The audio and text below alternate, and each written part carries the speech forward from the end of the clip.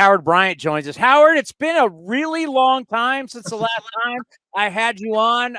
It was way back in the day when I was on KMBR in San Francisco, but it's great to have you back on the program. And we were just, before we get into Rickey, I know you've done the book on Hank Aaron, and we just played in Atlanta, and a lot of talk about Hank Aaron and his greatness and seeing the statue on TV. And I was just reminiscing about the one time I interviewed him, and it's kind of a wow moment because you're truly talking to greatness.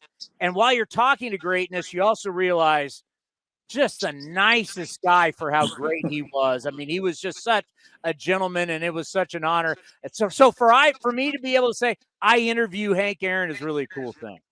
Yeah, Henry was tremendous, and as awesome as that was for Henry to invite me into his home and to meet his family and to write about his life.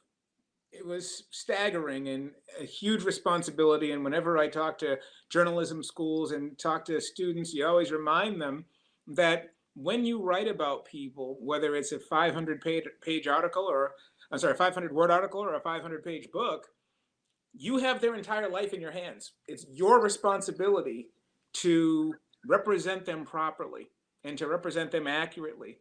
And when you're tasked with taking on someone like Hank Aaron, it's a staggering amount of responsibility in terms of making sure you get it right. Because when Henry and I first spoke, which was on Jackie Robinson's birthday in 2006, I believe, January 31st, 2006, Henry just punched me right in the face with it. He's like, I don't talk to media because you guys say you want to get it right, and then you get it wrong, and then you correct it, and then I have to correct the correction. And I just don't believe that you can tell my story accurately. And so that was how Henry and I first decided to get into doing this. And so to be able to take on these ideas, whether it's Henry or Rickey, huge amount of responsibility, and you just hope that you get it right. What is it like when you start going down the path? Because I'm sure you have ideas of why you want to get into it, whether you're talking about Rickey Henderson or any type of book, or as you mentioned, an article you've been writing for so long. You have an idea going in, but like anything else, if you're going down the highway, you go off onto different off ramps. What is that like when you start with an idea and it just good, bad, ugly, whatever, it grows and it changes in front of you? Well, the biggest thing that you have to do is to know what you're talking about. That's the first thing. You have to have an idea of what you want to say, how you want to say it. Do you have the access to say it? Do you have the opportunity to say it? What do you do when you're dealing with a subject that you really care about, but you may not have access to the subject? So those are the challenges of trying to get a project done. And then, of course, the other thing is that you cannot be dogmatic about it. You have to let the research take you wherever the research is going to take you. No matter what you think you're going into, the research in the writing is going to dictate what the project ends up ultimately being. And in Rickey's case, for me, I was really interested in Oakland. It was really the idea that, one, this city is so underrepresented in terms of like the greatness of the players. And then next, it was Rickey as a character. You start putting him up against the best of the best of the best. And all of a sudden, you're like, there ain't a whole lot of guys around us. And now that lends itself to, here's somebody who's absolutely worthy of the full treatment. And there aren't as many as we think. The greatness of Rickey Henderson. I mean, you try and tell kids, because we're looking at all these analytics and everything. It's like, hey, the goal of this game is to score more runs than the other team. And that thing, touching home plate is the number one goal, to do it as many times as you possibly can. And for all of us who got to see his entire career, nobody touched home plate more than Rickey Henderson. You can talk about the stolen bases. You can talk about a lot of different things. But the number one thing, he did it more than anybody else. And I think a lot of people don't think about that. No, they don't. Nor do they think about the means to the end. They think about stealing bases as the goal. Stealing bases gets you 90 feet closer to home plate. That's the goal. And that's why Rickey, when people would call Rickey the greatest base stealer of all time, obviously he would accept that because he is. But there was a second piece to it, which is, this is going to help me win games. This is just a means to an end. I'm the best at it, but it really is a means to the end. And the end is crossing home plate. What in the book did you do that you went, wow, I had, because you've known Rickey Henderson for a while. What did you investigate, find out that we can read in this book that you didn't know and probably none of us did? Well, I think there are three things that really jump out. One is the roots of Oakland. I've always known the Oakland story. We've always, we know the Bill Russell, Frank Robinson story. We know that Frank Robinson and Veda Pinson and Kurt Flood all shared the same outfield at McClymonds. We all know those stories. But what I never really saw anywhere else, and I thought was really important to dig into, was where those guys came from. And what I found fascinating was something that we never talk about in sports, which is the effect of the Great Migration on the city itself, on Oakland. There's a reason why Frank Robinson and Veda and Flood and Bill Russell all lived in West Oakland. And what was crazy about it was segregation, that black families weren't really allowed to live anywhere else in the city at that time in the early 40s. But the other piece of it too was all those guys came from the same place. That you got Huey Newton, who is one of the co-founders of the Black Panthers. He grows up in Monroe, Louisiana, just a mile or so away from where Bill Russell grew up, and they end up being neighbors in West Oakland. And then the same thing happens with Frank Robinson and Bobby Seale and Rickey and Lloyd Mosby. And before you know it, you go, this is unbelievable. That I didn't know that Paul Silas, that the Silases and the Pointers were related. So Paul Silas and the Pointer sisters both lived over by McClymonds High. I mean, it's an incredible amount of talent. It's a staggering amount of talent in a 15-block radius. I had never heard that one before. There are 14 of them. The Silas Pointers all lived in the same house up off of Adeline in West Oakland.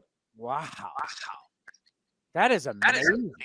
Yeah, so there was that. That was the one thing I didn't know. And the other thing I didn't know, and I got it from talking to Mike Norris, was Mike Norris told me this was an amazing story. When Rickey and Mike Norris were in Double-A in Jersey City, they came back to their house one day, the apartment that they shared, and Rickey was writing his future wife, Pam, writing her a letter, and he kept asking Mike Norris how to spell certain words. And when he realized that Mike saw that Rickey was really having trouble reading. And then that was where, Mike concluded that Rickey maybe didn't read very well. And he says, but let me tell you how smart Rickey was. Rickey taught himself how to read in 3 weeks during the summer of 1978. I'd never heard that before. And he said that he found out when Rickey was trying to write Pam a letter, and Mike just kept saying, well, Rickey, if you can't read all of these stories, how do you know what people are saying about you? How do you know how you're being portrayed? And so he and Mike Norris sat there and read the newspaper for the entire summer when they were in Double-A. And I asked Rickey the story, and Rickey said, yeah, we were such good athletes that they always pushed us through in school. And that whenever there was a game and we had a test, we always went to go play. And I said, sounds like today as well. Yes, very sad. But it also shows you, the success of Rickey Henderson was not all about just how great an athlete he was, because has done very well with his money. And as you just said, taught himself, helped educate himself. There's something special inside. There's a reason why. There's something special inside him. There's a reason why he was so successful. And it's just not because he ran fast. No, it was the desire to succeed, and that is the thing. I mean, and Rickey's he's not dumb. I mean, Rickey knows his math. I mean, Rickey just had trouble reading. It was the English part of it, but that's why he's such a devastating, legendary card player. He knows how to count the cards. Math comes very naturally to him, but the reading part didn't. But the way Mike said it, and the way Pamela Henderson said it as well, when he puts his mind to something, you cannot beat him. And you're 100% right. That's not just about having athletic talent. That's having desire. The desire to succeed and overcome and defeat whatever the opponent is. And that was something fascinating. And I think the other thing that I learned doing this book as well, and I really, really appreciated it, was this storyline about history, about time and the arc of history, that Rickey was not a very popular player. He was not a very likable player. A lot of players couldn't stand him. They didn't like his swagger. They didn't like how good he was. They didn't like how he told you how good he was.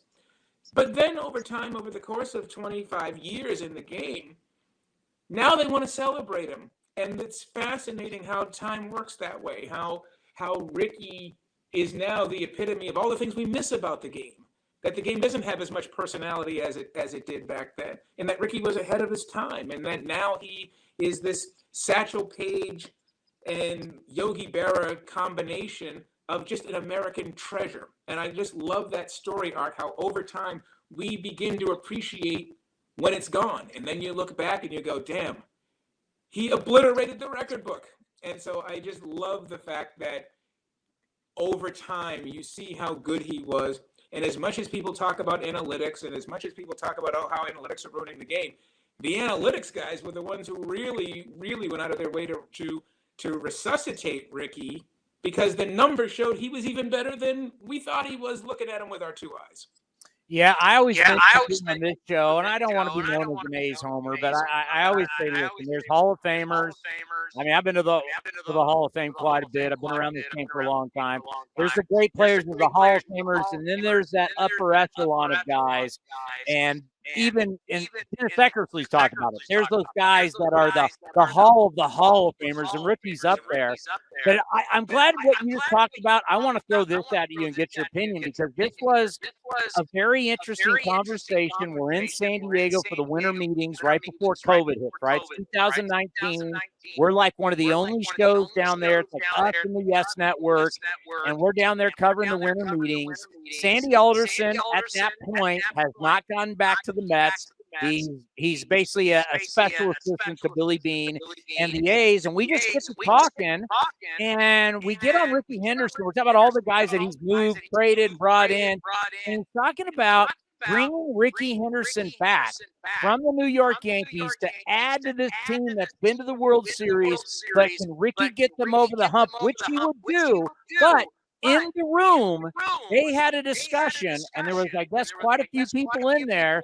Some were for, some were against bringing Rickey Henderson back to the A's because of whatever you want to call it. I don't know, but I was kind of uncomfortable while doing the interview. I'm like, and Sandy was like, I don't think a lot of people, it was like one of those things where it just like came to Sandy, and Sandy's like, I don't think a lot of people know about this, or this has really been reported. But yeah, there were people in the room that said, don't bring Rickey back. He'll be back for the team. So here we're talking about one of the greatest players of all time in his prime. The A's at the time were like, should or shouldn't we bring him back? Would he be good? Of course they would, and it would help win the World Series in 1989. But back then there was doubt on whether he'd be good to bring him inside the clubhouse. What are your thoughts on that? I think it's 100% right. And I talked to Sandy about that very thing in spring training in Mesa a couple of years ago. And you're right. I mean, this is the thing when we talk about the arc of Rickey, that Rickey goes to New York in 1985, puts up enormous numbers, and yet they don't win. So what's the rap on Rickey in the mid 80s?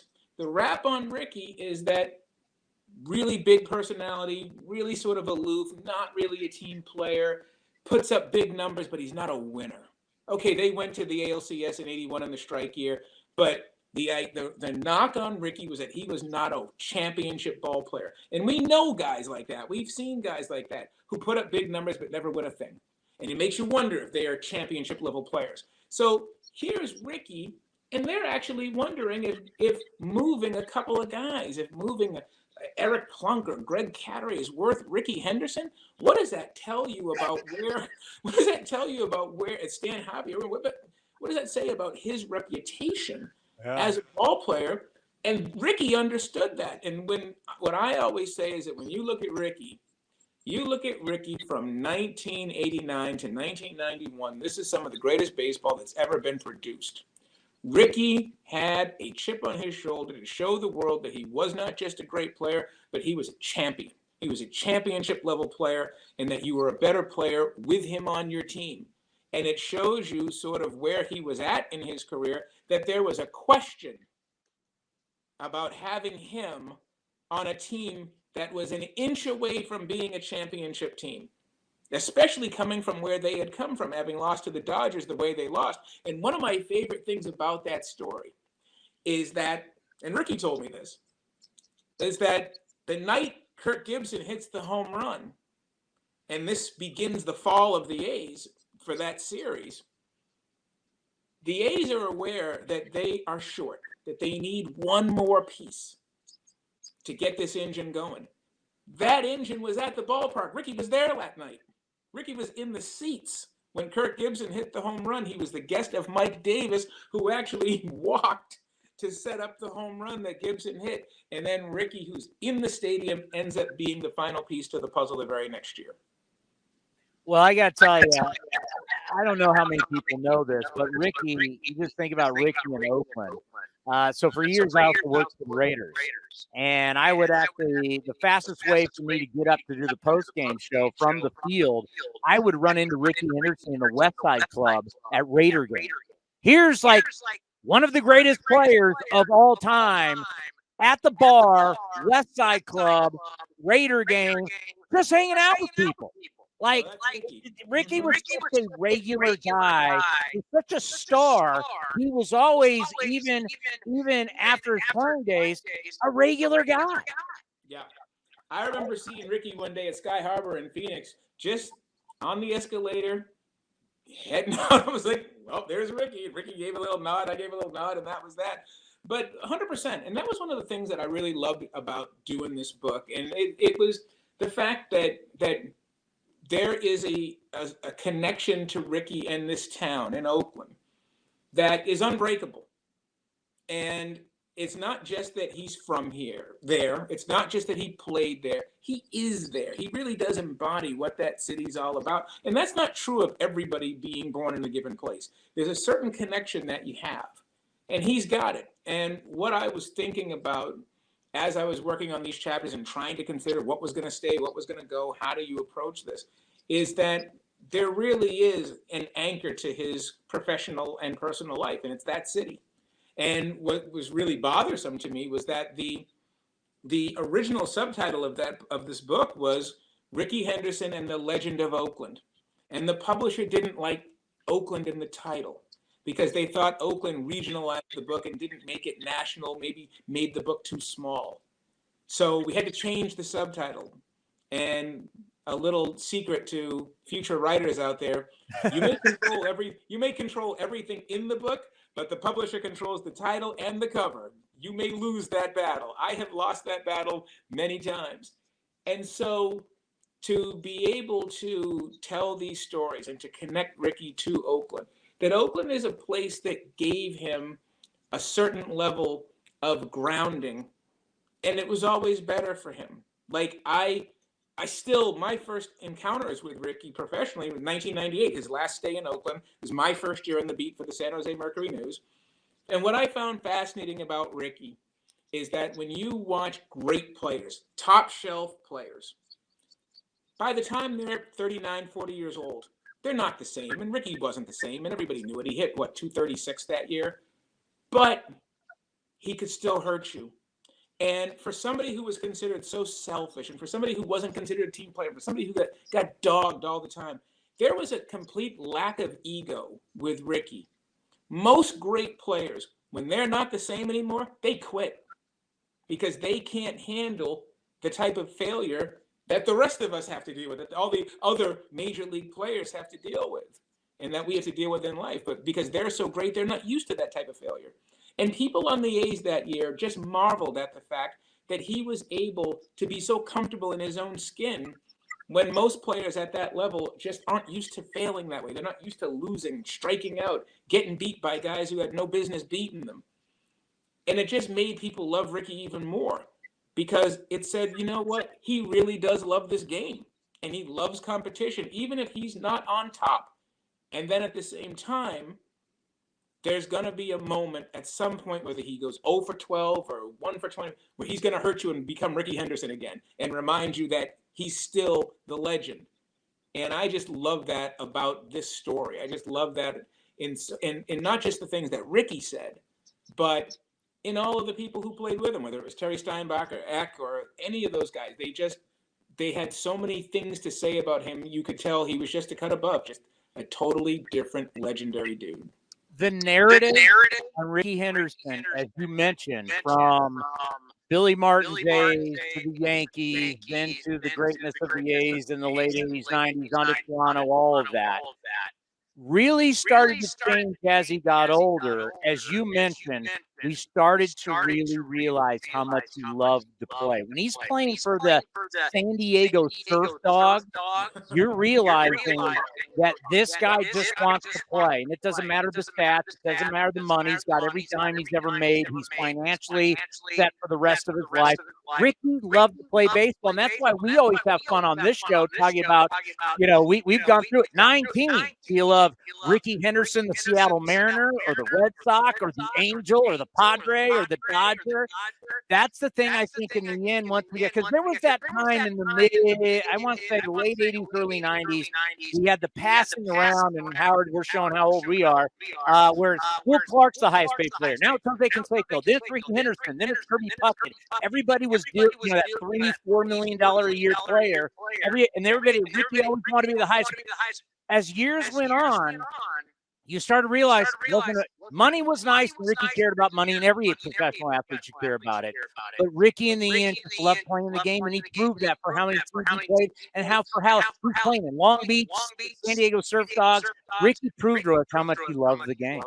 No, that's right. And I just absolutely had so much appreciation for his willingness to put himself out there and play, that I'm not going to make excuses for, back in my day, you couldn't have gotten the ball by me. He wasn't like that. You put him on the field, and it's go time, and let's just play. And that takes an amazing amount of discipline. I remember talking to Art Howe about it, and Art was saying how everybody who steps in that batter's box, they know when it gets past them. They know when it's time to say goodbye.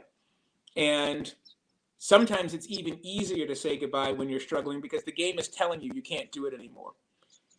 And yet Rickey was still able at 39 years old to lead the league in stolen bases in 1998.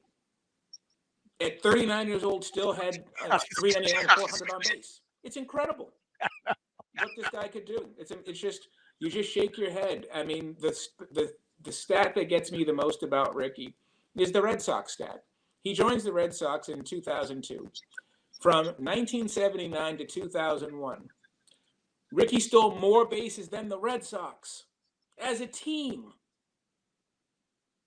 You can't, once again, I mean, this is the type of stuff you're never going to see again. 3,000 hits, 2,000 runs, 2,000 walks, 1,000 plus stolen bases. Forget it.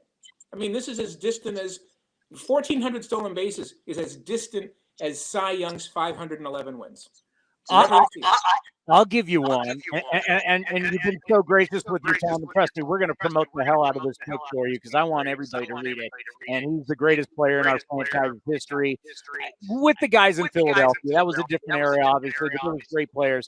But this MLB stat pack, I'll never forget. I was reading it one day, and it says Derek Jeter, with one more stolen base, will become the all-time leader in Yankee stolen bases. And he'll be passing Rickey Henderson. And I was like, Rickey didn't play that long in New York. You're saying all those years, all those Yankee greats, Rickey wasn't there that long, and it took Derek Jeter 20 years to break his record? That blew my mind. Well, and on top of that, Rickey had the all-time Yankee stolen base record. Rickey broke it 3 times in 4 years in New York. And seriously, if you look at that record of the top Yankee stolen base, single season stolen base guys, it's Derek Jeter, who needed 20 years to break what Rickey did in 4. Rickey, and Rickey. Yeah, it's amazing. Hey, it's been a long time. It's always an honor. Your work through all the different places you've been, your work is as good as anybody's. You're a great follow on Twitter. I hope for nothing but the best with this book. We'll do everything we can to try and get it into the hands of every single A's fan. We'll try and get some out here. We'll talk to you about that off. But congratulations with the book and such a great career. And it's an honor to have you here on A's Cast Live. No, thank you. It's my pleasure. As I said, I'm always close to Oakland. It was my first job in the business, and Mickey and Moose and Art and everybody. That book is almost as autobiographical in some ways because it was the roots of me getting into the business. So nothing but respect for Oakland, for that town, for the team. Well, as you mentioned, San Jose Mercury News, I've lived in San Jose since '91, so I was reading you back years ago in the Merc. Thank you. We'll be in touch. You be well. Thank you. Take care.